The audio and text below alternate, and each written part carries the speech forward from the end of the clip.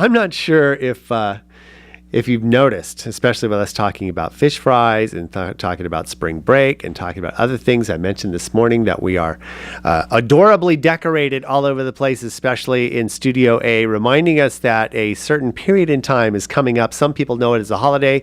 Others know it as a time of respect and reverence. Either way, we're talking about Easter.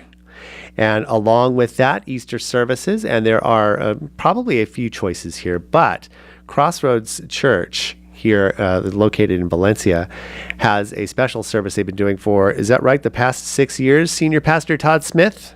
We have. We have been doing this for the, the last 6 years. We've been going to College of the Canyons, out on the field at Cougar Stadium.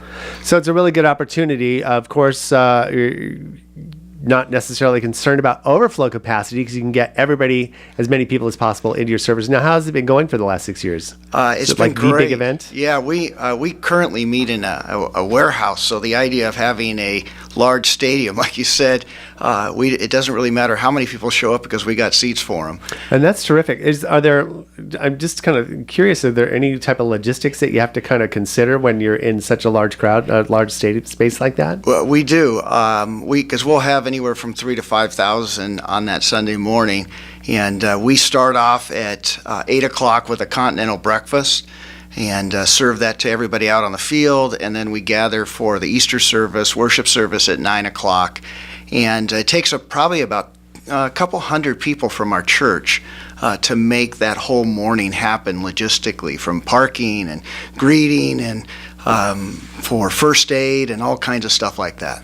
Now, the continental breakfast doesn't start out with like a couple of loaves of bread and some fish. It's Yeah, no, we actually show up with all the food we need because we're not good at multiplying fishes and loaves. But we gather and we just offer a free continental breakfast to everybody that shows. So from 8 to 9, everybody comes, hangs out, has breakfast, and then we gather for the service at 9. Now, Easter, especially for some people that they as they're called Easter and Christmas Baptists or Easter and Christmas Christians, this is an opportunity to kind of reestablish your faith and maybe kind of recenter from that perspective. What do you offer on the service that might be different from a typical service? That's a great question. Yeah, we call those people Creasters, right? Christmas, Easter, and so we love having visitors and friends and family and coworkers and stuff come join us, and we gather to celebrate the resurrection of Jesus Christ. And I was thinking, when you think about it, us Christians, we really believe some crazy things. We believe that a man was raised from the dead. And that is not your normal, customary thing. And I always tell people, everybody questions that it's not true, And my question is, what if it was true? And so we talk about that on that Sunday morning. We talk about, what if it was true? What implications would that have on my life as I make decisions of faith? Well, I think it's important how many people will flock to a movie from a horror perspective about a group of people or someone that's undead. But when we talk about a story like this that has stood the test of time for the last few thousand years, that it's kind of a bit of a box. So it's a really good opportunity for you to just kind of establish that, and it's okay to come and find out the true story and find out what it's about, right? Absolutely, and we invite everybody from the curious to the convinced, and we really ask the hard questions. Is if he did rise from the dead, what implications does that have on my life? And I think there's great evidence to show that he did rise from the dead. I'm always amazed at his brother James. Before Easter, he wanted to lock his brother up, thought he was crazy and should be put in some sort of insane asylum.